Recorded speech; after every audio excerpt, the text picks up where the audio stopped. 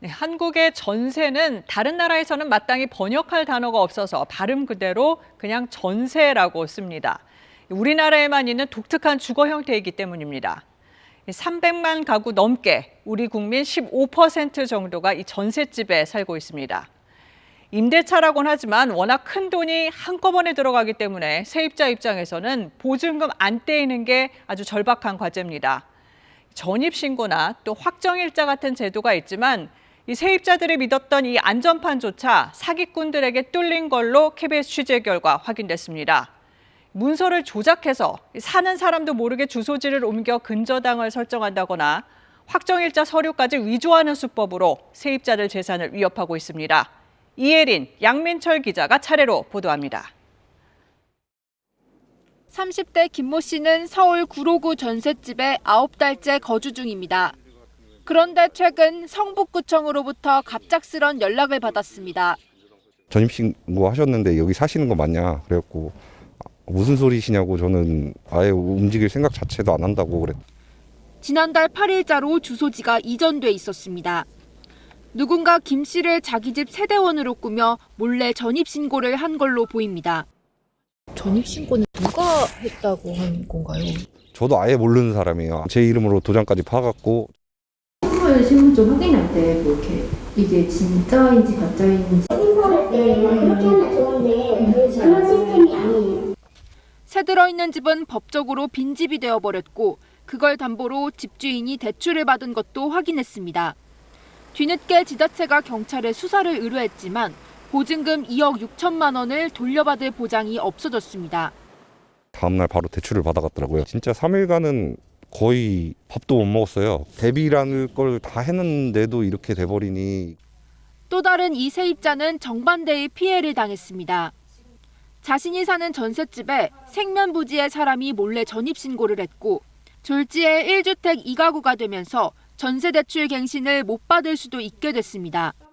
원입세대 열람원이라는 서류가 필요해서 임대차 계약을 또 맺어서 다른 사람이 또 세대주로 올라가 있는 걸 봤습니다. 주민센터에서는 그분도 임대차 계약서가 있었기 때문에 이제 어쩔 수 없었다. 주민등록법 위반으로 고발되는 사례들의 상당수가 이 같은 몰래 전입, 전출로 추정됩니다. 특히 지난해부터 전입신고 사기가 속출하자 행정안전부는 신원 확인을 잘하란 권고를 지자체에 내려보내기도 했습니다. 하지만 중앙정부 차원의 대책이라곤 전입 당사자에게 문자 통보를 해주는 게 유일합니다. 그나마도 본인이 신청을 해야 해서 서비스를 알고 이용하는 사람이 전국에 2만 명 남짓입니다. KBS 뉴스 이혜린입니다. 2020년 지어진 오피스텔입니다. 20대 A씨는 재작년 보증금 2억 8,200만 원에 전세를 들었습니다. 계약 당시 근저당 등 선순위 권리는 없었습니다. 대출 받고 부모님 돈 빌려서 들어온 건데 전혀 없었고 깨끗해서 안심하고 들어. 그런데 이듬해 봄 등기부 등본을 떼봤더니 총 37억 원 규모의 근저당이 설정돼 있었습니다. A씨 집을 포함해 같은 오피스텔 17채가 담보로 잡혀 있었습니다. 위험하다고 해가지고 등기부 등본을 좀 자주 떼보는 편이었어요. 3월에 근저당을 많이 잡았더라고요. 매매가와 전세가가 거의 동일한 오피스텔이라 금융기관에서 대출을 내줄 리 없었습니다. 그럼에도 거액의 담보대출이 실행된 배경, 문서 위조에 있었습니다. 임대인 등은 먼저 임대차 계약서들을 전세에서 월세로 위조해 보증금 총액을 58억 원에서 5억 원으로 낮췄습니다. 나아가 공문서까지 손을 댔는데 지자체가 발행하는 확정일자 부여 현황 서류를 원본과 거의 똑같이 위조했습니다. 이렇게 전세를 월세로 둔갑시킨 뒤 대부업체 등에서 25억 원을 빌린 겁니다. 위조하기도 어렵고 공문서 같은 경우는. 그것도 17건 해야 되는 서류를 위조한다는 것은 일반적으로 이번에 처음 저도 들어본 일이라. 세입자들은 채무가 불어난 임대인이 전세보증금 반환을 거부할까봐 불안한 나날을 보내고 있습니다. 사기를 당했다는 걸 입증을 하면은 허그에서 돈을 받기가 쉽다고 하더라고요. 빨리 잡혀가지고 저희의 피해를 좀 최소화했으면 하는 바람이죠. 경찰은 임대인 등을 사기 혐의로 수사하고 있습니다. KBS 뉴스 양민철입니다. 빌라 전세 사기 관련 연속 보도. 오늘은 당국의 감시망에서 벗어난 빌라왕들이 있는지, 있다면 얼마나 되는지 짚어봅니다. KBS와 연세대 연구팀이 합동 추적한 결과 사기 조직과 연계된 것으로 보이는 악성 임대인 176명의 존재를 최초로 확인했습니다. 우한울 기자의 단독 보도입니다. 지난 1월 KBS 보도로 실체가 알려진 서울 강서구 빌라왕 배후 신모 씨입니다. 빌라왕 7명을 거느린 채 전세 사기를 지휘했습니다. 주로 신축 빌라에 빌라왕들을 투입해 수십 채씩을 사들인 뒤 비싸게 전세를 놓고 오는 보증금을 떼먹었죠. 전세 사기 범죄의 전형입니다. 이런 빌라왕, 서류상 집주인들에게는 몇몇 공통점이 있습니다. 다른 빌라왕들과 동일한 건물을 나눠 가진 경우가 많고 또 몇 달 만에 수십 채씩 무더기로 매입한 점도 비슷합니다. 신씨 조직 빌라왕 7명은 다들 50채 이상씩을 소유했습니다. 이런 공통점을 바탕으로 전국의 빌라왕들이 몇 명이나 되는지 추적했습니다. 먼저 국토교통부 건축물 대장에서 50채 이상 가진 다주택 임대인을 추렸습니다. 2,600여 명이었습니다. 이들 중에 같은 건물, 빌라나 오피스텔을 나눠 산 임대인들을 선별했습니다. 이렇게 완성한 연결망입니다. 연결망 가운데 쪽에 서로 이어진 임대인들이 보입니다. 580여 명입니다. 외곽에는 건물을 나눠 산 횟수가 한두 번인 임대인들이 위치하는데 이 정도면 우연이라고 볼 수 있겠죠. 그런데 연결망 중심으로 갈수록 우연의 범위를 벗어납니다. 건물을 나눠 산 횟수가 많을수록 더 겹쳐 보이게 되는데요. 이 연결망 한가운데 똘똘 뭉쳐있는 집단이 보이시죠? 이 숫자가 모두 176명입니다. 누군지 살펴봤더니 지난해 말 전세 사기에 사회적 관심이 쏠리게 한 숨지 빌라왕들 여기다 있습니다. 앞서 말씀드린 빌라왕 배우 신 씨가 거느렸던 7명도 포함됐습니다. 현재 당국이 전세 사기 혐의로 수사 중인 빌라왕 24명 전부 이 안에 있습니다. 최소 14명, 최대 148명과 같은 빌라 건물을 나눠 샀습니다. 그만큼 얽히고 설킨 긴밀한 관계라고 볼 수 있죠. 연세대 사회학과 연구팀과 공동으로 분석한 결과 KBS 탐사보도부는 이 176명을 전세 사기 조직과 관련 있는 악성 임대인, 빌라왕들로 규정합니다. 사회연결망 분석법을 통해서 봤더니 이미 밝혀진 악성 임대인들과 같은 핵심 그룹이라고 믿을 수 있는 합리적인 의심을 할 수 있는 또 다른 임대인들이 밝혀졌다는 데 큰 의미가 있고요. 사기 조직과 연계된 임대인 176명은 1인당 평균 153채, 2만 6천여 채를 보유하고 있습니다. 대부분은 이미 깡통주택이 됐을 우려가 큽니다. KBS 뉴스 우한울입니다. 모든 피해자가 원하는 건 보증금만이라도 온전히 돌려받는 겁니다. 빌라 전세 사기를 당한 한 피해자의 말입니다. 어제 전해드렸듯이 전국에 사기 조직과 연결된 악성 임대인이 170명이 넘고 이들이 갖고 있는 빌라는 2만 6천여 채나 됩니다. 문제는 이 가운데 올해 말 전세 만기가 돌아오는 집이 적지 않다는 점입니다. 피해 규모가 올 한 해만 2조 원에 이를 수 있다는 분석이 나옵니다. 김현주 기자의 단독 보도입니다. 전세 사기 조직과 깊은 연관이 있는 악성 임대인 176명은 어디에 집을 소유하고 있을까요? 총 2만 6천여 채가 수도권을 중심으로 전국에 흩어져 있습니다. 지역별로 보면 서울시 화곡동이 3,400여 채로 가장 많았고 인천시 부평동과 주안동, 숭이동, 서울시 신월동 순입니다. 특히 화곡동을 보면 2018년부터 지난해까지 5년 동안 빌라 등 연립 다세대 건물 360여 곳이 새로 들어섰습니다. 해당 임대인들은 그중 절반이 훨씬 넘는 230여 곳에서 겹치기로 집을 사들였습니다. 사들인 시점도 살펴봤습니다. 2017년까지는 매입량이 많지 않습니다. 2018년부터 집중적으로 매입을 시작해 2021년에 8,900여 채로 정점을 찍은 뒤 줄기 시작합니다. 보통 매입과 동시에 전세를 내준 점, 전세 기간이 2년인 점을 고려하면 지금부터가 큰일입니다.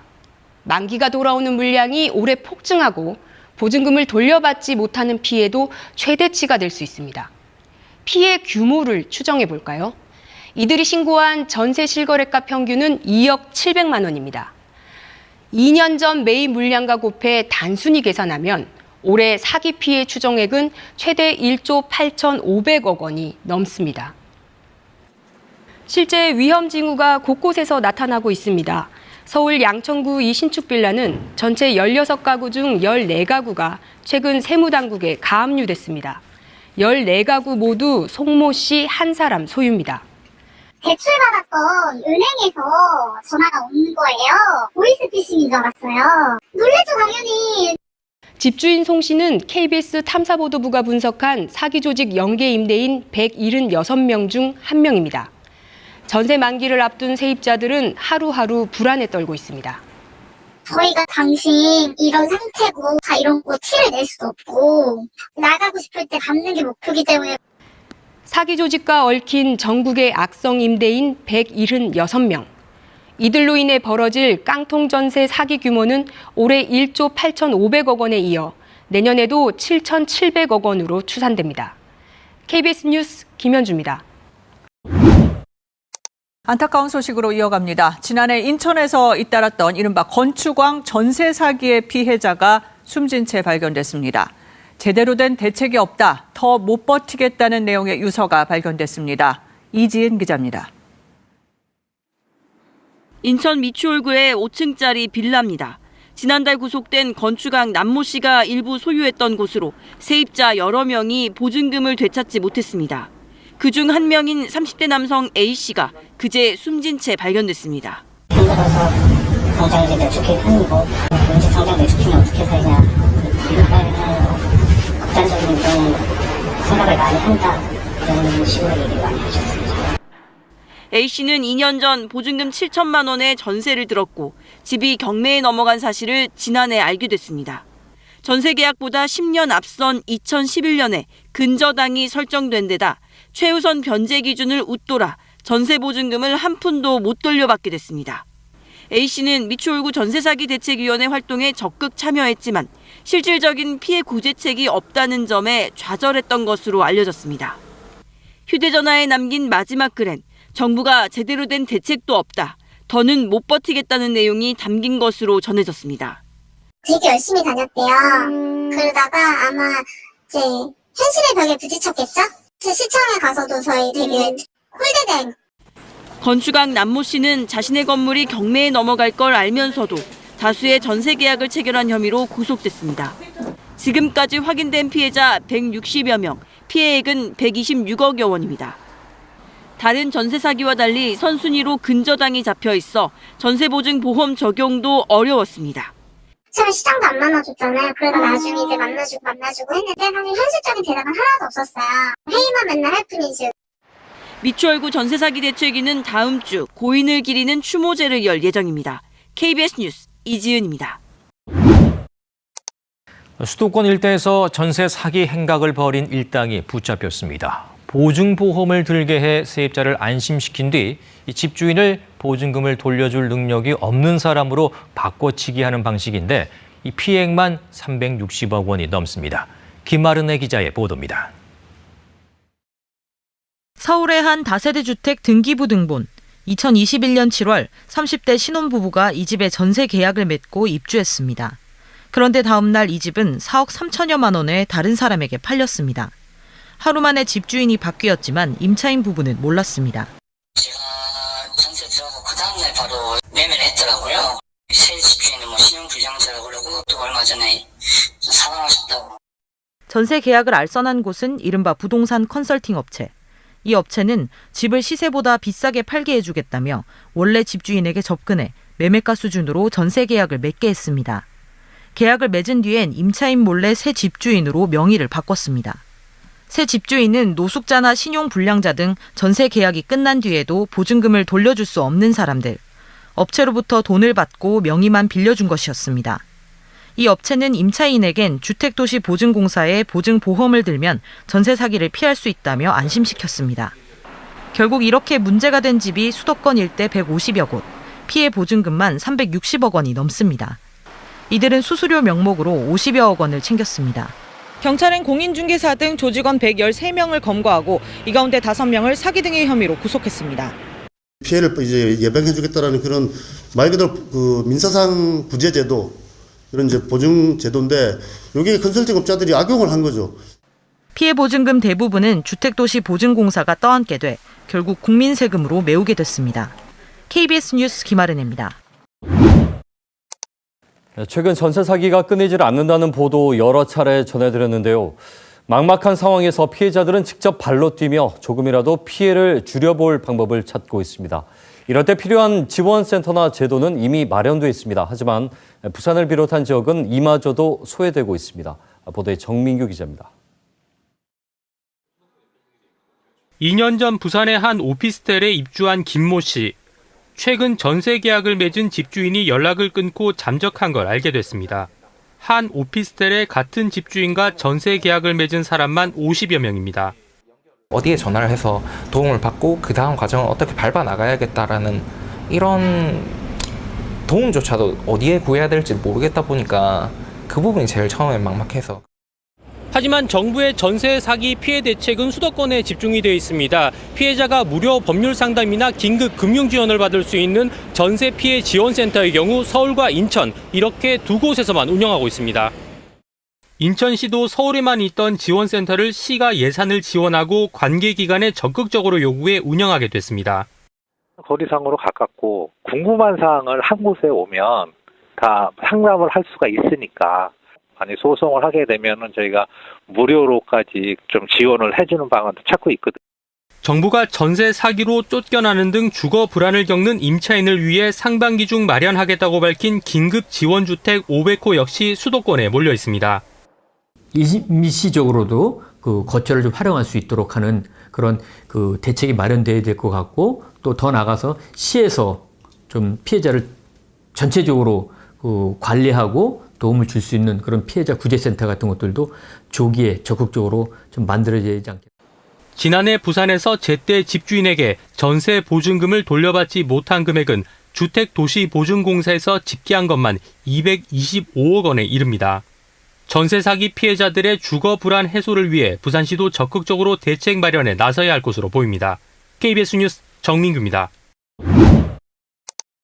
전국적으로 전세 사기 피해자가 늘면서 지자체별로 임시 거처를 마련하고 있습니다. 대전에도 20여 채가 준비되어 있는데 이게 대부분이 원룸이나 투룸 형태여서 입주 의사를 밝힌 사람이 아직 없다고 합니다. 최선중 기자입니다. 최근 수도권을 중심으로 급증하고 있는 전세 사기 피해 사례가 지역에서도 접수되고 있습니다. 내가 대금까지 다 납부가 돼 있어서 이제 나가야 되는 상황인데 지금 당장 나가도 갈 곳이 없고. 수도권에 이어 대전에도 이런 피해자를 위한 임시 거주용 주택이 마련됐습니다. 구별로 5채 안팎씩으로 모두 24채인데 대전도시공사가 공실로 관리해온 원룸과 투룸 형태가 대부분입니다. 원투룸 정도의 가격대가 보증금 없이 한 10만 원 안팎에서 6개월에서 최대 2년까지 이렇게 거주를 할 수가 있습니다. 이런 장점 때문에 입주 문의는 이어지고 있지만 가족 전체가 쓰기는 좁고 학교나 직장과도 멀다 보니 실제 입주까지 이어지는 경우는 많지 않습니다.